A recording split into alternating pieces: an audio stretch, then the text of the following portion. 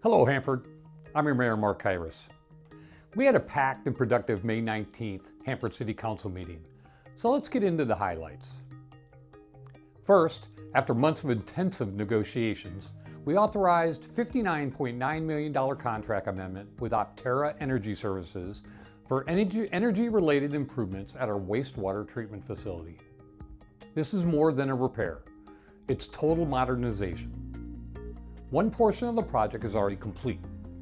Optera built a new solar facility at the plant earlier this year ahead of the key deadline.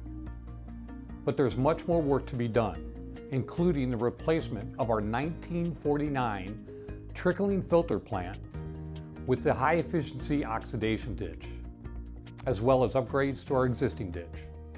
We're looking at approximately $400,000 in annual energy savings.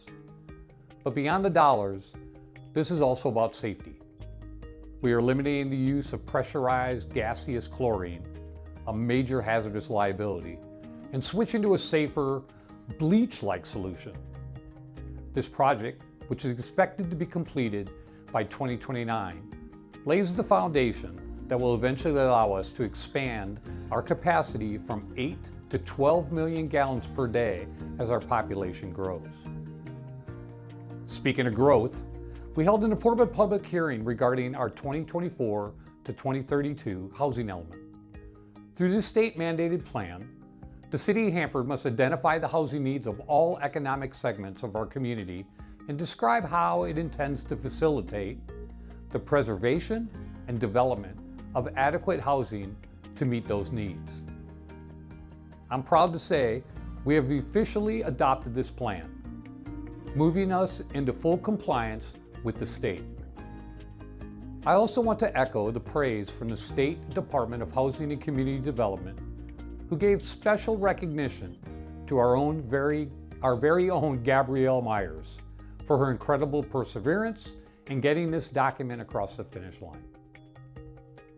We held 3 other public hearings related to proposed assessment increases for our landscape assessment districts, also known as LADs.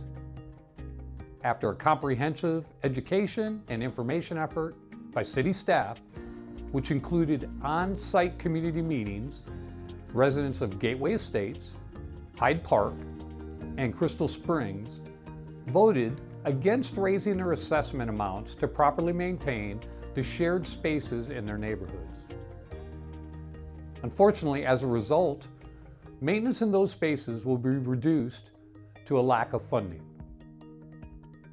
On a more positive note, we heard from some passionate residents of Quail Run Estates LAD. In April, they also voted down the assessment increase. But thanks to a grassroots petition that followed, the Hanford City Council reached a consensus on Tuesday to have a future discussion on reballoting the LAD.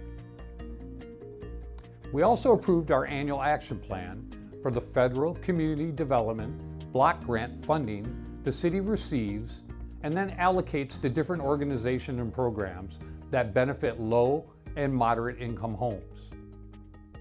One example is the Kings County Commission on Aging, which uses the CDBG funding they receive to benefit senior citizens in many ways, including the Meals on Wheels program.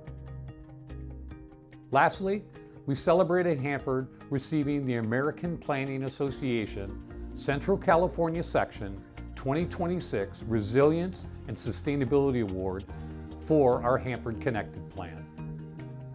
The full plan was completed in December and is available to read in full on our website at www.hanfordca.gov/HanfordConnected.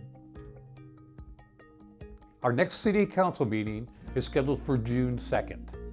I hope you will join us in person or online at www.hanfordca.gov. Thanks for watching. See you next time.